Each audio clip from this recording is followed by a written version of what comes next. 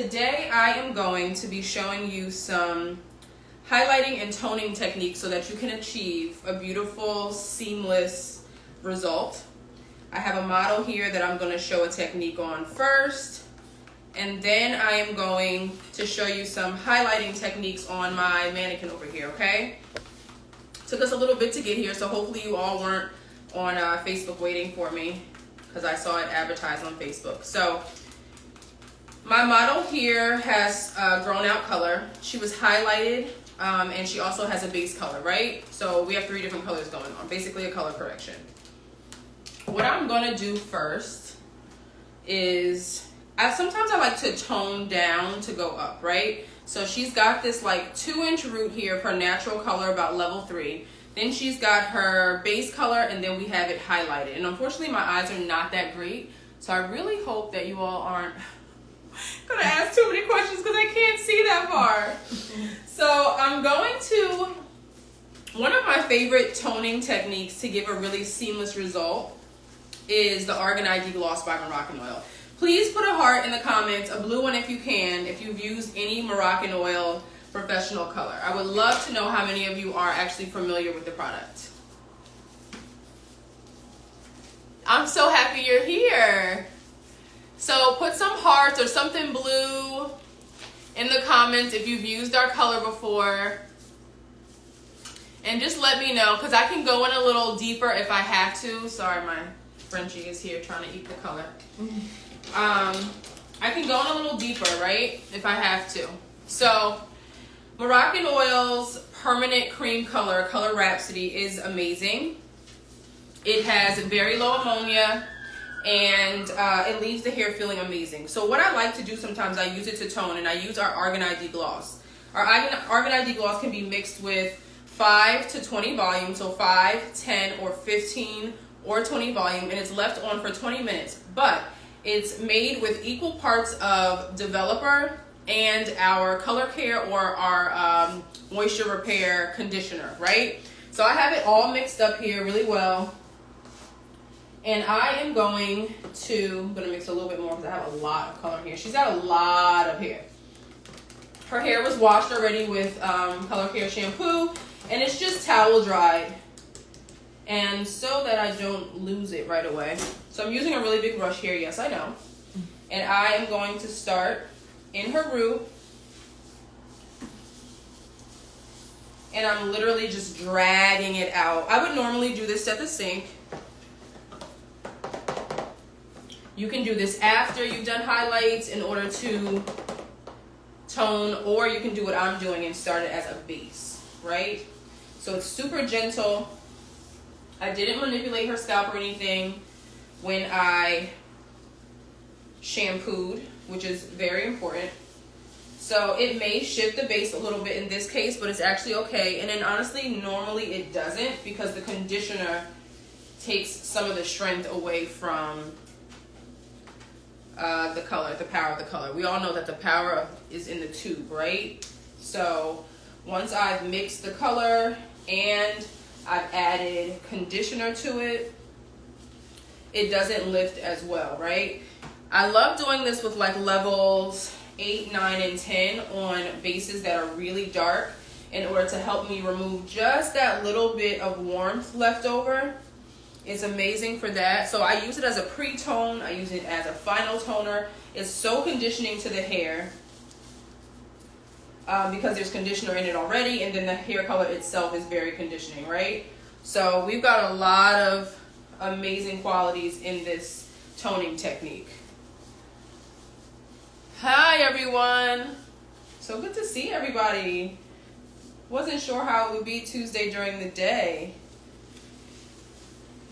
So I'm going to continue putting this on. And then after I've put this on and kind of dragged it through the roots, I'm going to comb it. I'm going to show you some teasing techniques and some overall highlight techniques that will give you a really seamless result, right? Now, clients really like to, it used to be like balayage and things like that, where they would get like a natural result. They didn't have to come back so soon. So clients really do enjoy having a natural result or natural blend, I should say, on their with their hair color. Even when they want dimension, like it doesn't have to have a harsh grow out. You don't have to like be picking through highlights all the time. So sometimes a blended look or partially blended look just really optimizes the amount of time that they have between their hair appointments, right? And clients love that. Depending on their lifestyle. Some people are just high maintenance and some people like prefer low maintenance. So on average, my clients come back about every 4 to 6 months. So I may only see them about twice a year. Oh, I forgot to tell you what I was using. So I am using our 8.24 in our permanent cream color Rhapsody. And 824 is our violet copper, right? So I know that sounds really scary. You're like, oh my God, what color is her hair gonna be? But it's actually beautiful for toning warm tones. The violet is there to tone.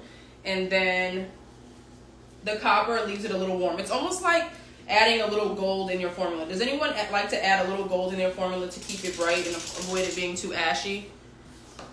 Put some hearts or something in there so I know that you add some gold in your formula.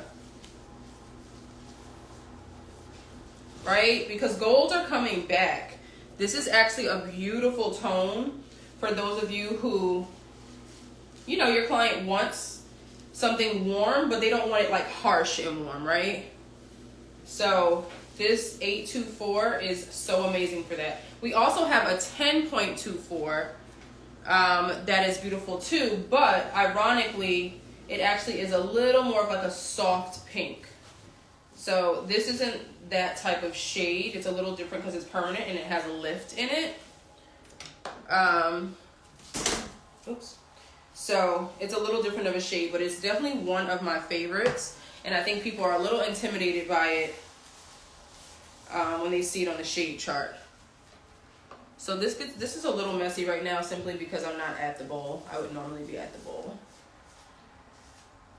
It's also important that if you are going to use this as a toner or all over, that you make sure you have not like really roughed up your client's scalp. You don't want to cause any abrasions, any type of discomfort. So it was really important that I didn't manipulate her scalp too much and more so just work to get the product off of the hair, right? And you can see she's got a ton of hair. I literally have 2 full tubes of color in here. 2 full tubes. She's got so much hair, but I love it. So I'm working my way through, and you'll see in the end, because I am going to post my result on my page. My page is at Ruby Red Roots, RUBY REDROOTS. I've got yellow hair in the picture. And I'm going to post our final result on there because I'm also going to add some highlights.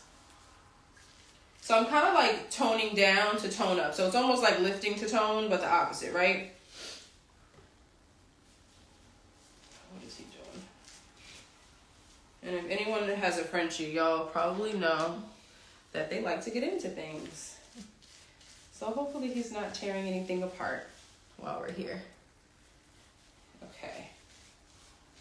So I've gotten on pretty much all of her hair. And now I'm just going to go back through, use the rest that I have, and make sure we are like fully saturated, right? I like to work with my hands a lot when I'm trying to saturate. I do have some tools here that I'm going to use, but I just like to make sure and use my hands to make sure I've really gotten everything in there.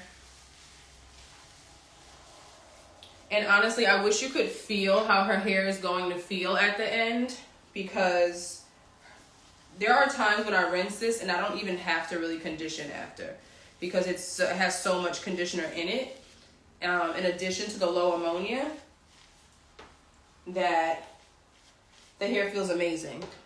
It's shiny, it feels good, it's super soft, so she's not going to get any like harsh feeling from this, right?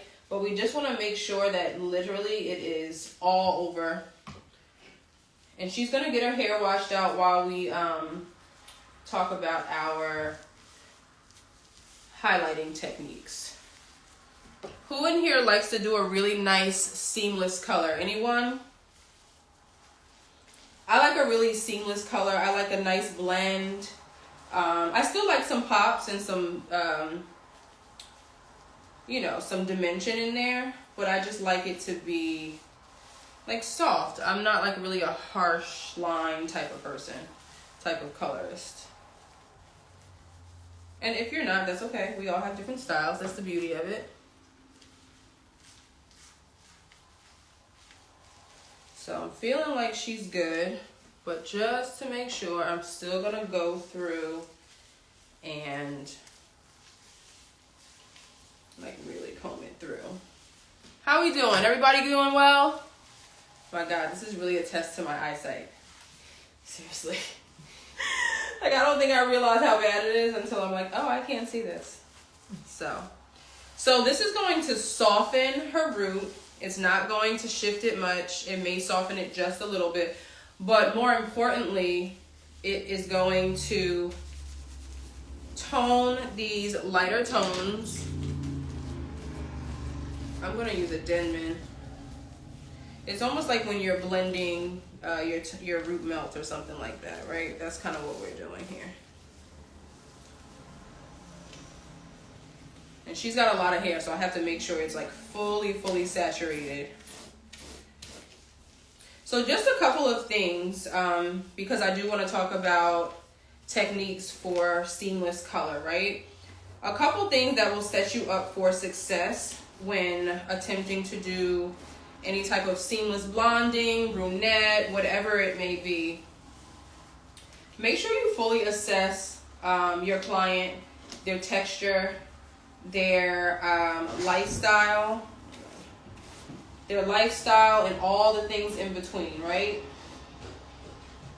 We have to make sure that we are slicing, highlighting, and teasing properly so that it doesn't give us too much work in the end, right? So those things alone are going to set us up for success when we're attempting to do a really nice blended service. So for instance, on my model's hair here, when I do go in to highlight her hair, I'm going to do some teasing because she wears her hair natural most of the time. So we do like a more grown out look.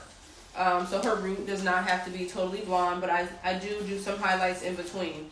When I do some pickups, as far as my highlighting, the size of my highlights, I'm going to do a medium pickup. So it'll be maybe 4 to 6 pickups per section, because I want to make sure that you can see the pops of color that we're doing, right? And although it'll be blended, we still want to make sure that she's nice and bright, especially around the face. So I'm going to let her process. This usually processes for about 10 minutes or so. And so we're going to send her out, and I'm going to bring over my mannequin. And I don't have a cape on, but that's okay. These are work clothes. Nothing a little black marker can't handle. So it's already working. Like I said, this was an 824 with 15 volume and our moisture repair conditioner. Okay. All right. So you can go and process, and I'm gonna bring over my mannequin. Okay. And she'll be back. Any questions so far? Anything Moroccan oil questions?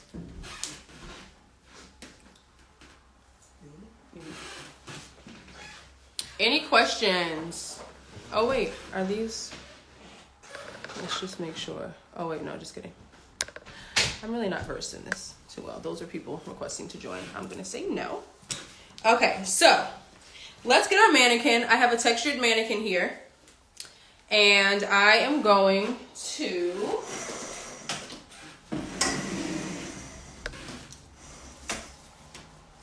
she's got a little bit of color, but we are going to give her some more. And I want to talk about how to go about highlighting your straight, your curly, everything, right? Hi, everyone. So I'm going to try my best. This is not that long of a live, but I will post. I'm going to see if I can put my name in here. I'm going to post the final of my model after on my page. So I'm going to show you some techniques on her. We were supposed to start a little bit earlier and things kind of went left for Facebook. So I had waited, and so instead of doing that, now I don't have time to highlight her probably on camera, but that's okay. We're still going to get some techniques in. So this is our Blonde Voyage powder lightener. It's a clay lightener. It's meant for open air, and it lifts beautifully. It has kaolin clay that gives it a beautiful consistency. The consistency is really, really good. I like to mix it 1 to 1.5. I feel bad y'all can't see my face. Let me slide over a little. I like to mix it 1 to 1.5.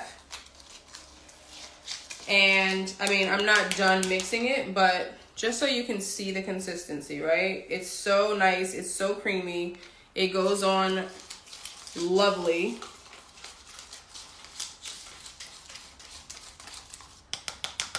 And the key to mixing this clay is to make sure that you're not like whipping it, okay? We're not making whipped cream or any of those things. You don't want to aerate it too much, because then you're not going to get the consistency that you want. It's going to aerate and process too fast. So we don't want those things to happen, right? Let me just switch brushes.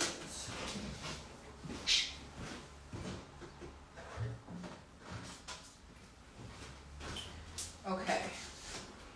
I wanted to get a smaller brush. So I'm going to use my Moroccan oil brush. And so the key to, as I mentioned, the key to really achieving a seamless highlight is to be really detailed and customize everything about the hair, right?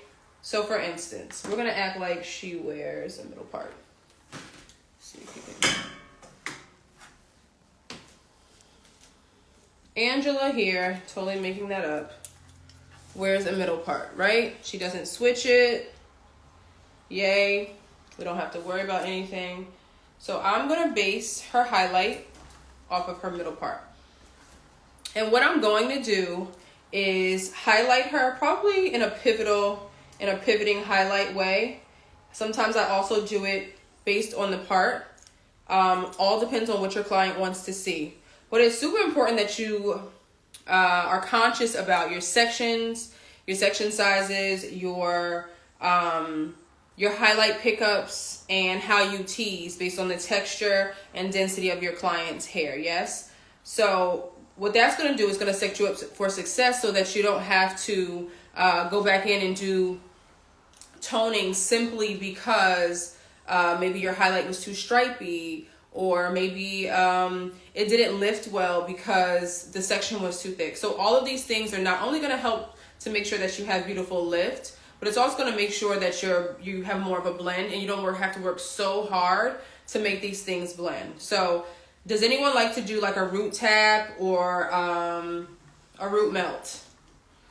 Put an emoji in the comments if you do either of those. Are you doing root melts, or are you doing root taps? Anybody? I like to more so do a root tap. In most cases, if I'm doing a root melt, I just tease a lot more, and I don't have to do as much work, right? Thank you. I really wish she was not laying there, but it's okay. Hopefully it's not a distraction to you all. Okay, both. Love it. Taps. Yeah, taps are a little better, because what I like to do with taps is I like to just use the bottle, the applicator bottle, and I just go in and then I put the rest all over and I brush it in, right? It's not as much work, I feel. So with this model, what I want to show you is how I highlight to the part line and just really get a seamless, beautiful look. Now, don't get me wrong. I love a root melt and all those techniques. There are definitely times for them. And I also love using my timing, right? So, or clear to create a beautiful gradient look. So for instance, if I root melt her, maybe using like a 6N, something simple, 6.0, I may not actually change the toner going down. I might just use what I have in that 6N and then add clear to the rest and comb it through and just get a beautiful gradient look, right? We don't always have to like overcomplicate things. Sometimes you can utilize your clear and still get some beautiful shine and an overall look, final look. So let's just clip these out the way. Any questions? Feel free to ask away. Anyone here do curly hair or dark natural hair? I promise I put leave-in in this hair. I think because she's been colored, she's a little dry. But she probably needed more. The mannequin hair sucks up so much product, so.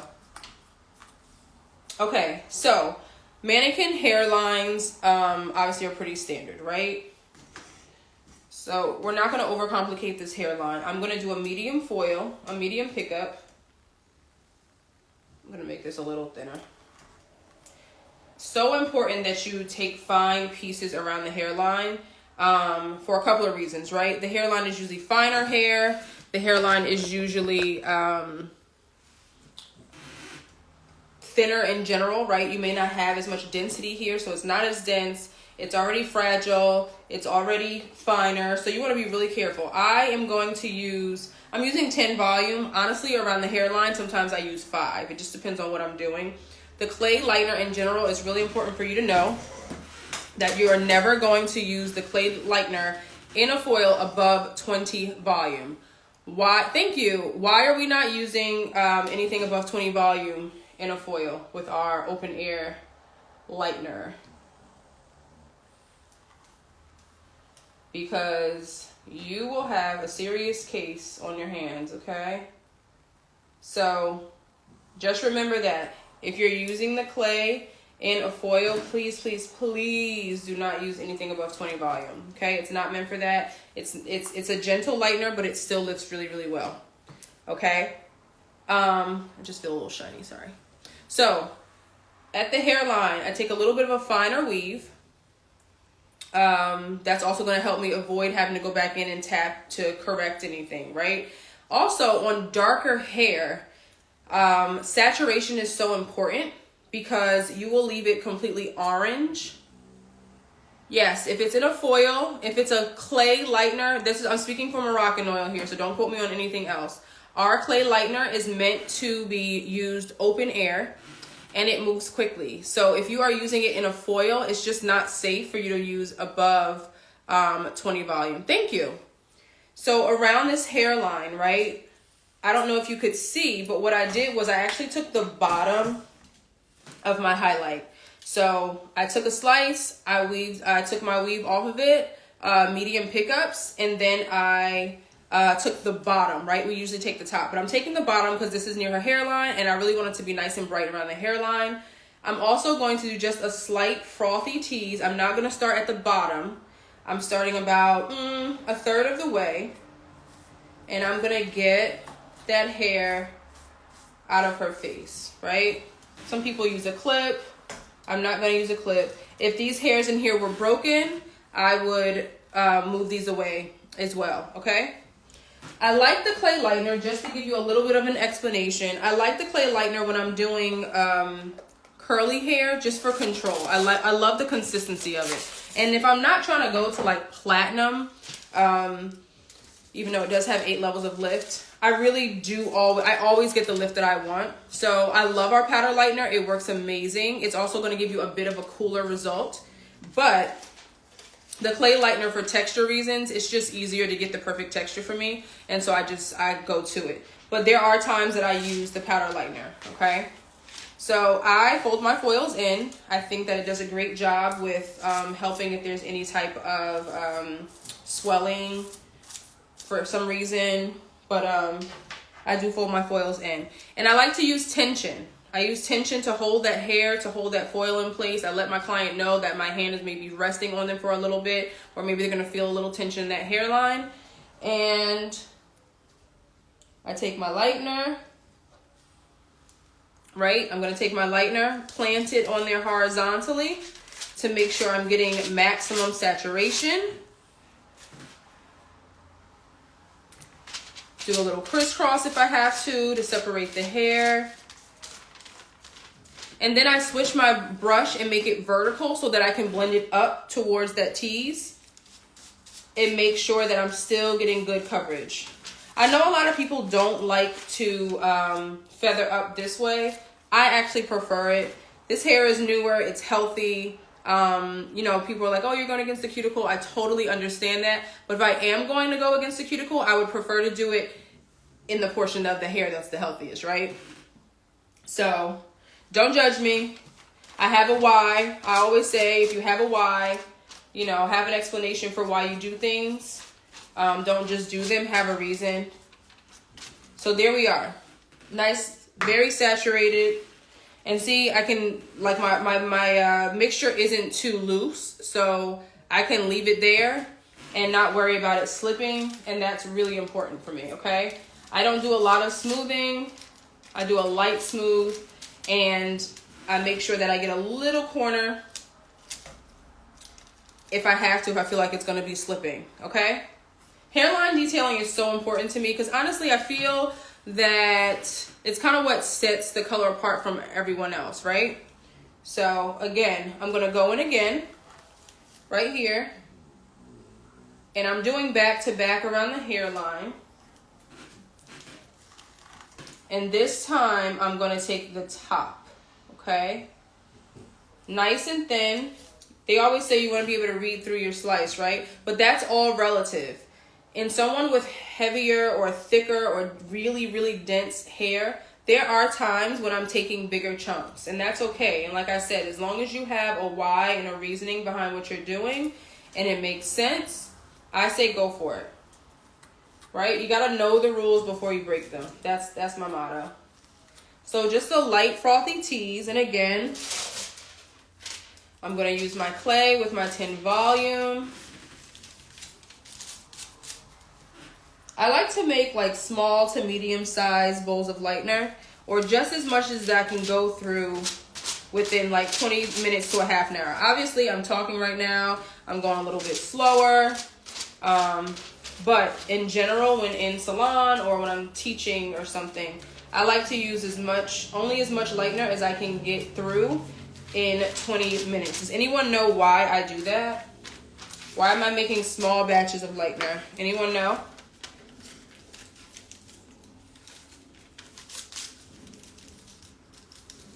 Feel free also to ask questions.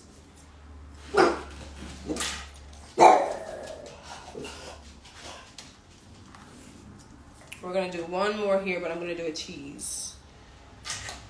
So the reason I only make 20 at a time, no problem. The reason I like to make only, I usually make about 40 to 60 grams because I know I can get through it, right? Yes, the lightener is gonna lose its intensity over time. So the fresher my batch of lightener, the better. If you make, I don't know, 120 grams and it takes you an hour to get through it, that last portion of your lightener really is losing its strength, right? Because the strength is in the lightener and we're using the volume as kind of a catalyst. So it's not as effective by the time we get to that other side. So I will either, if I'm working alone, I will set it up so that they're not mixed, but they're like pre-measured, and I'll have them set out so I can just go in and mix, or if I have an automatic mixer. So I only mix about, like I said, what I can get through in about 20 minutes. That way I know that when I put that lightener on the hair, it's going to work effectively, and my lightness is going to be, the lightness that I get around the head is going to basically work together, right? And even if I increase the volume because I want to make sure it can catch up or something, maybe I'll go to 20 volume or 15 volume on the other side. At least I know that it'll be working effectively, okay? And I mentioned earlier that I usually use 10 to 20 in a foil if it's clay lightener. But if it's the powder lightener, I still don't go over 20. And I still get great results, right? Because it's still going to lift. So this piece here is the third one in the hairline. And I'm going to tease this one. I like when my hair has a little bit of a shield. And this is going to be a nice heavy tease, okay? Oh, thank you. Nice heavy tease, okay? Hopefully you can see that tease, right? Because we want it to be a gradient look. It's okay that this is not going to be to the root, right? But it's going to hover over these pieces, and I could even do a tip out here if I really wanted to, but we need some depth in there. I want some depth in there. So I'm teasing heavily. How many of you paint into your tease when you're doing a foliage? Does anyone? I like to put a little bit of lightener on my foil first, like midway down. That way it helps it stick. And then I put that foil right up under there. Look at that. Oh, so easy.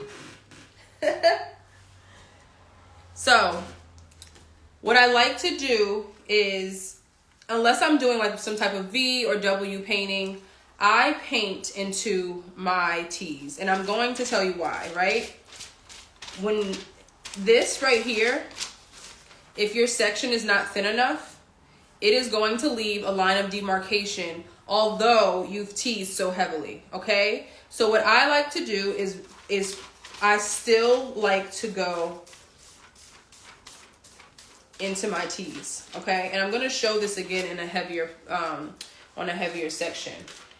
I'm okay with this, okay? I'm okay with a little bit in there. It all ends up working out beautifully in the end. So if you ever, you know, are doing a similar technique and you're like, oh no, I got it on there, do not be alarmed. It'll all be okay. And then I like to sandwich these. That way I kind of know what's what, right?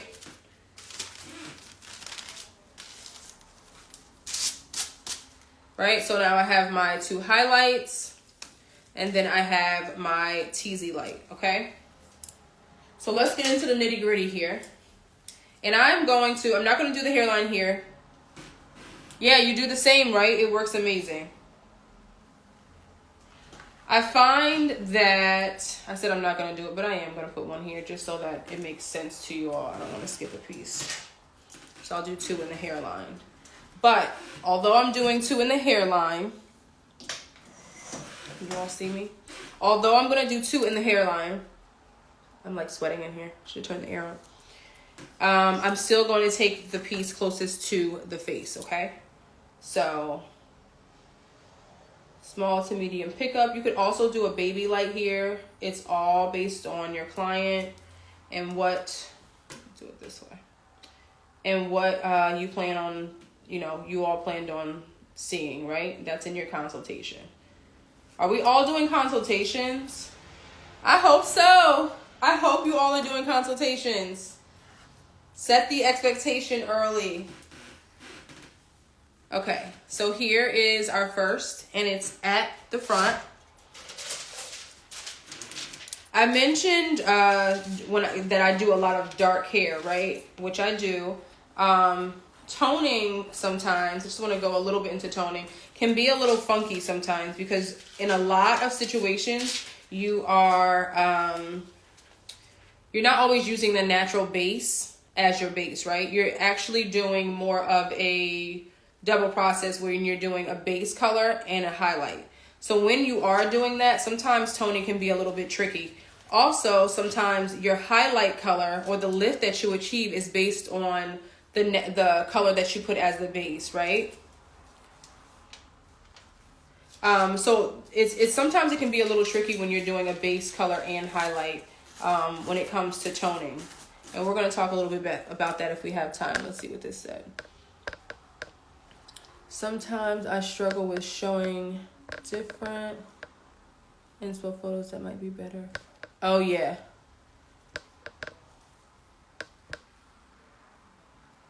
You know what? I think sometimes clients also have a time understanding that it's just inspiration. There's nothing better than a client giving you an overall idea and then trusting you with the tonality, right? So for instance, a client brings in a color. This happens to me all the time. A client brings in a color and instead of seeing consistency in the color and the tone that they want, you're really seeing more of, I don't want to call it a filter, but like it's like an overall effect, right? They're looking at the shine. They're looking at if the model's face is showing. They're looking at the models are beautiful, or the client in the picture is beautiful, and it's not just hair. So what I think helps is if you're going to show your client your color book, number one, I always remove my swatches. And instead of letting them see what the swatches are called, I flip it over so they can only see the color and not the name, because they'll get distracted by seeing certain shades, right? So I turn it over so that they only see the shades. There's no description, there's no color or anything. And I say, pick which shade you're most drawn to. And I bring out golds, I bring out neutrals, and I bring out ashes, right? That's how I like to have them look, because pictures can be deceiving. Pictures can be, sometimes they're not even looking at the color. They're looking at, the girl is, or the guy is living like a lavish lifestyle and they're on a yacht and there's like a sea and they're in Italy or they're in Greece and they can see all this beautiful, skyline behind them. And really it's so much that they're drawn to that they can't focus on the hair. So I like to have pictures of just the hair where there's nothing else around it. So it can literally be on your phone and you find pictures of hair that you like and you crop it so that only the hair shows. And you can make an entire folder like that of chocolates, of bronze, of blondes, of ash blondes, and really make them close in shade. And more than likely, in most cases, honestly, they're able to choose better based on that. Another technique that I use is I like to see if they are wearing gold or silver jewelry. Sometimes that helps a little bit, or just the colors in general that they're wearing, right? Maybe they wear golds, maybe they wear greens. Undertones are kind of difficult to tell sometimes, especially if your lighting is off. So those are just some techniques that I like to do. I saw a question that said, do I like to straighten curly hair before I color it? And in most cases, the answer is yes. I do like to do that, and I'll tell you why. Let's see. There's so many reasons why I do it. Number one, during my consultation, I let my clients know how I expect them to come in. I expect them to come in with hair that has been cleaned within the past 3 days. I don't like a lot of product, a lot of no oils. If they have a leave-in in their hair, that's fine, but their hair needs to be overall clean. If it's not, and I take the time to take them to the sink and rinse them or do a light shampoo, that's going to take extra time, right? Because now I have to blow dry it or stretch it out as well. So yes, during my consultation, I highly, highly encourage that my clients come in with hair that is generally clean, and I stretch it out if I have to. Sometimes I will have them come in if they say, oh, I only wear my hair natural. That's totally fine. I'll say come in with it natural but detangled. That way I can see their curly hair, maybe give them a pre-cut, and then we go in with the highlights or the overall color, okay? So yes, I don't see any issue with that. I'm going to tease again. And then I'm actually going to do a slice, okay? Your money piece action is totally contingent upon what you all discuss. Some people love a money piece, a bold money piece. Some people don't. I find that with clients that go back and forth between curly and straight, they are less likely to want like a strong money piece. They more so just want it brighter in the front, but it doesn't necessarily have to be like a bold, stripy money piece, right? Because it doesn't always register the same when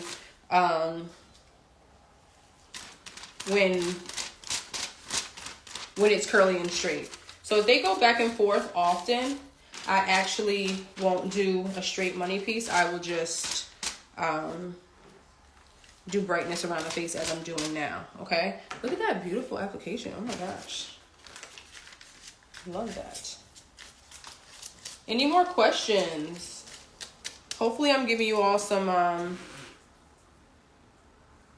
giving you all some good tips and tricks. But we're about to get into the hairline in this, the inside in a second. I'm not sure what you mean. My color?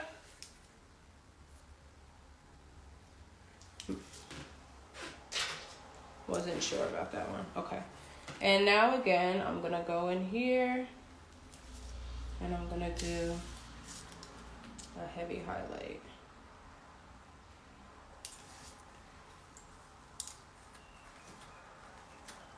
So like I said, when they go back and forth, I just like to do some heaviness around the face. I am going to do actually based off her part line so that we have a nice seamless blend. So right now I'm just detailing the hairline and I'll show you how I go in and do a pivoting off. There's two ways I do a pivot actually. I'll kind of try to show you both if I can.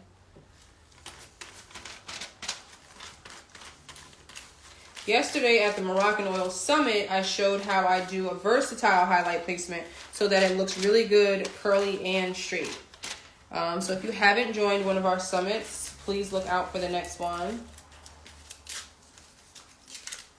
So now we are going to go in and work on this interior, okay?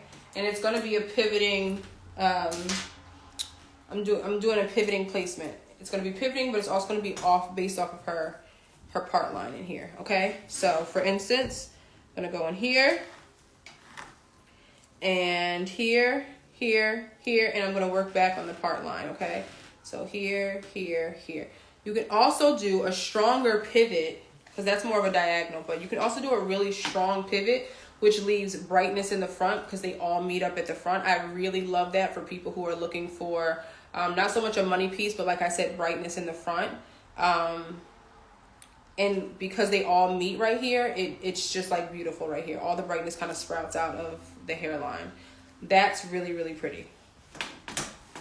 So, as I said before, your placement, your highlight technique, all of that is going to be, customized, because you don't always want to go in and have to do such a heavy highlight, right? And then also remember that when you're doing your face frame, your ends have to have friends, right? So you don't want to have their hair come really long. This mannequin's hair isn't as long, but sometimes you have to extend your face frame around here and around here. It's really important that it connects, because you don't want to leave a dark hole, okay? So I'm going to actually put one here. Make sure she's got some friends in here to connect to. And what I'll do is I will blow this out and I'll post her. Okay? And I'll post her on my page.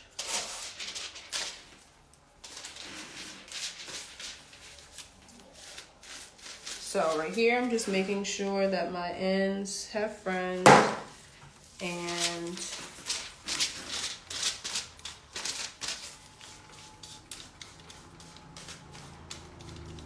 I'm gonna go make sure that her hair is rinsed out, because it's past 15 minutes now.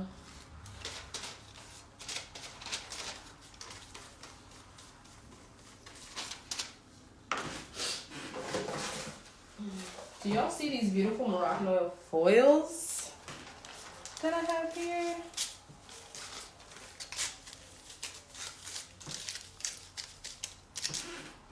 Yeah, thank you. I'll definitely show the after. Sorry, let me just make sure I'm not totally missing everything. Okay. Hopefully I haven't missed any of your questions. So, I'm going to pivot upwards. So one thing I also want to say is that if you are going to do tip outs, especially on dark page, my page is at Ruby Red Roots. Okay. So if you're going to do a tip out on dark hair, please, please, please do not wait to the end to tip it out, because you want to make sure that that color has time to work, or that lightener has time to work. And if the hair is dark and you wait to the end, you risk this being really, really warm. Okay. So I'm going to do medium weaves, because again, she has a lot of hair, there's absolutely no reason we're doing tiny, tiny pickups, okay?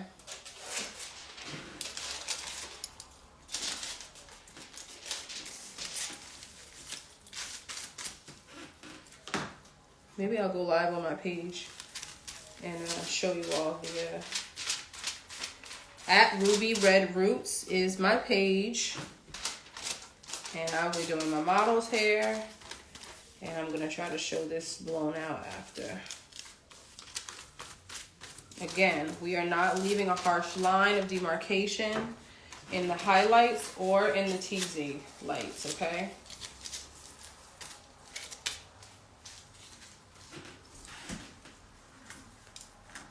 And there are times when, let's say, how do I say this? Like, I don't like to like highlight where I don't need it, right? So I may do a tip out below the occipital bone and not, especially if the client's hair is layered, and not up here, simply because I want that gradient look. I want all of this to be bright, but I don't really need all this to be extremely bright. So I have highlights up here, yes, but I don't always need a tip out. And if I do have a tip out, it may be heavily, heavily teased so that it's more so at the end and I get more of a gradient look. So I'll show you that. So I have this piece and I'm gonna do, this is gonna be a heavy tease, but it is gonna be the whole entire piece.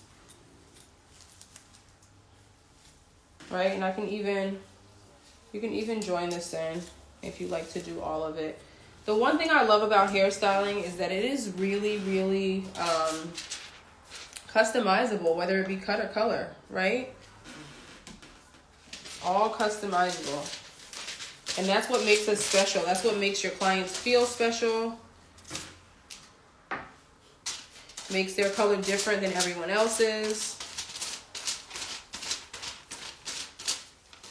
So again, we're not gonna leave that harsh line of demarcation. We're gonna go all the way up.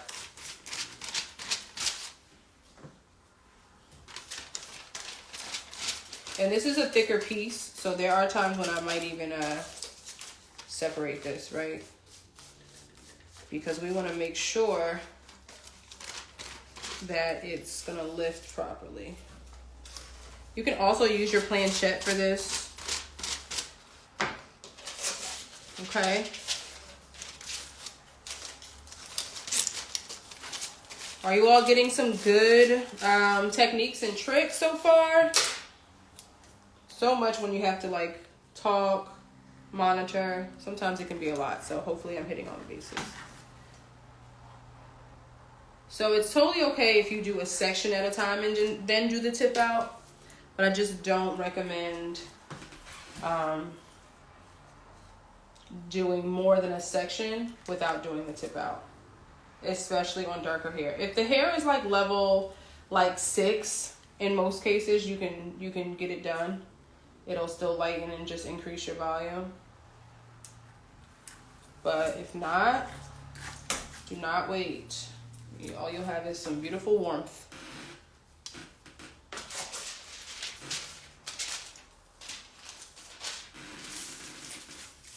Also, like I'm getting a little wide in here. If your piece starts to get really wide, separate it so that you don't have too much over direction and that you still keep control of your section, right? It's really important for you to maintain control when applying your product. I have a curls and coils class coming up in June for those of you interested in learning to cut and color curly hair using Moroccan oil color. And I also have this week coming up, I have our global trend team collection class that I'll be teaching. And it is 3 looks created by myself, Gonzalo, who is from Argentina, and Kumi, who is in Japan. So it's 3 customized cuts in color between the 3 of us that I'm teaching in that class. So I'm pivoting here. And on a client, I may do more pieces in this. Okay. Y'all doing okay? Let's see. Do a zigzag parting so you don't have to line do. Yeah, so zigzag parting is a great way to avoid lines of demarcation. And if you'd like, I can totally show you that. That is one of my favorite techniques. Actually, I'm going to show you that in the back real quick. Or maybe I can show you in the next section. You do have to be really, really, you have to pay attention to your application though, right? You got to make sure that it's saturated and that you're blending it. I'll put on my glove to show you how I like to blend it with my hands, but I absolutely love that. Let's see if there's a question here.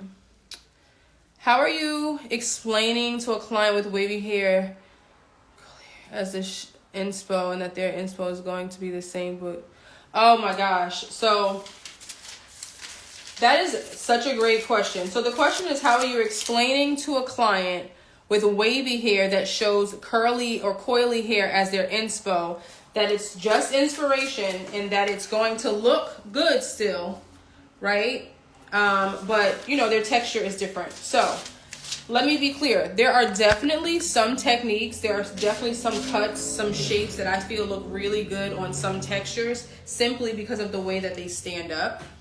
And it's kind of why I don't love to curl type, honestly, because, you know, I just don't think it's necessary, to be honest, right? Everyone has pros and cons to their hair texture. Sometimes we love what we don't have. Like, it is what it is.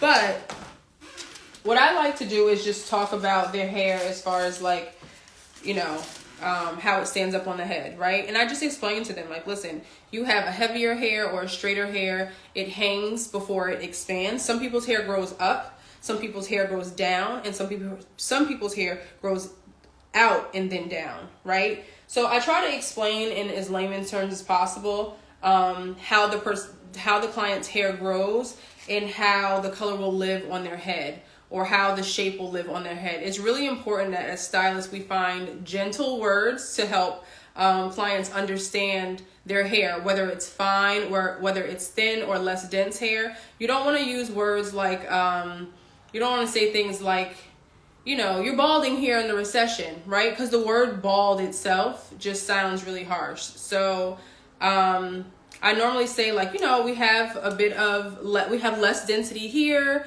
or so we're gonna do finer highlights, or using words like that. So when it comes to curly girls or curly men, you do have to be gentle with your words. Some people are really sensitive about their curls because maybe they're just discovering them. So like I said, I don't really go into curl typing, but I do like to explain the way their hair grows and why certain cuts in certain colors are going to complement the shape and the curl of their hair more, right? I hope that makes sense. So yeah, that's normally what I do.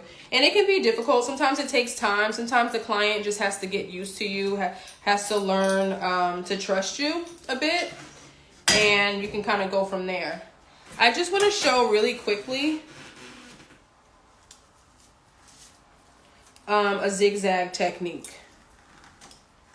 Okay, so the peaks and valleys in yes, absolutely, it's a long conversation at that.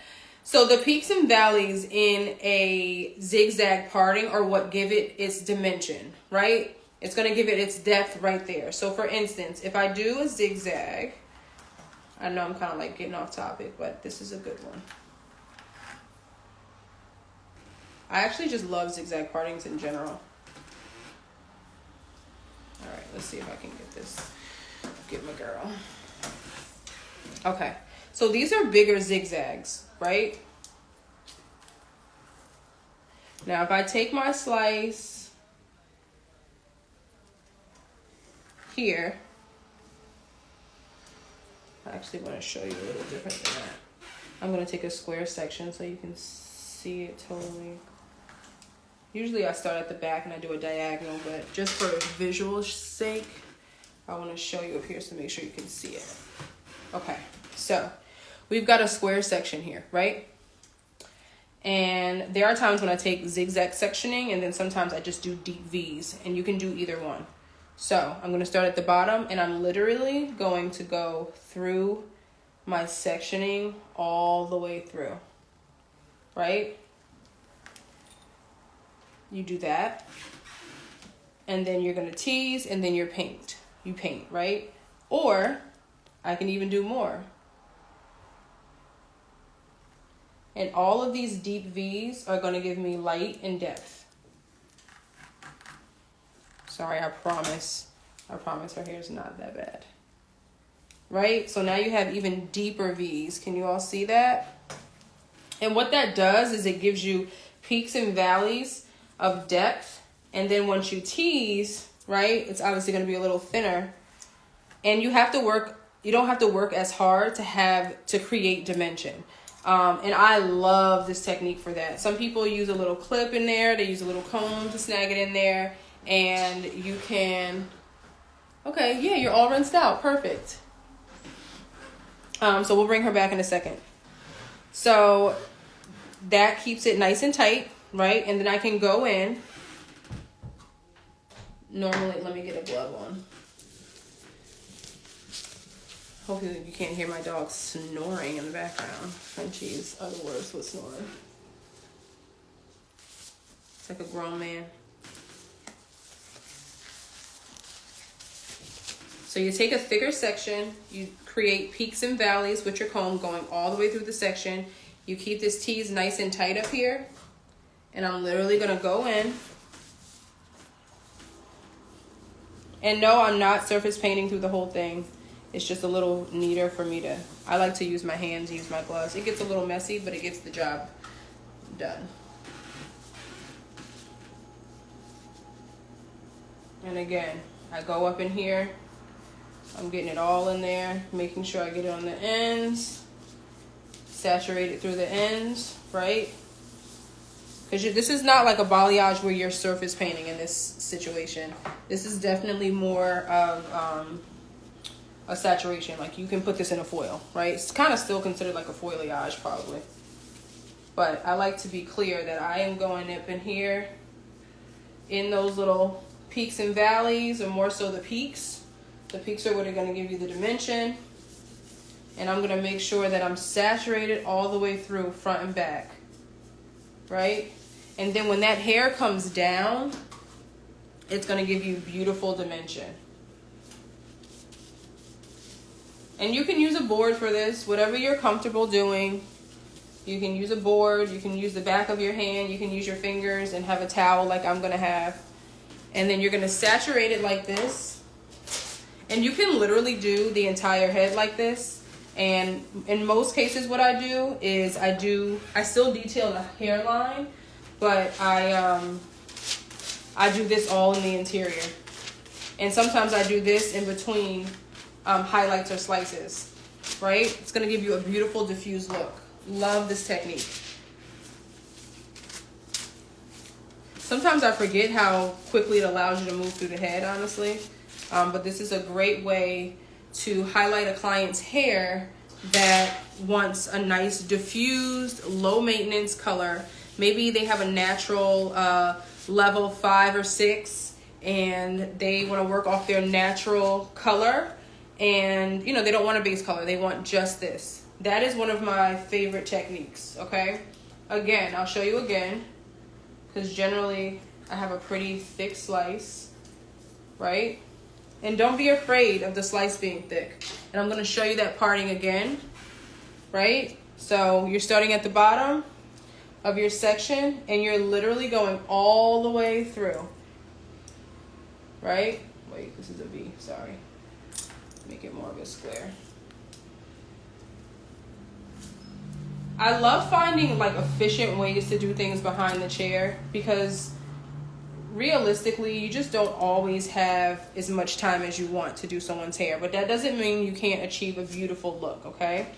So, starting on the corner here, all the way up, down.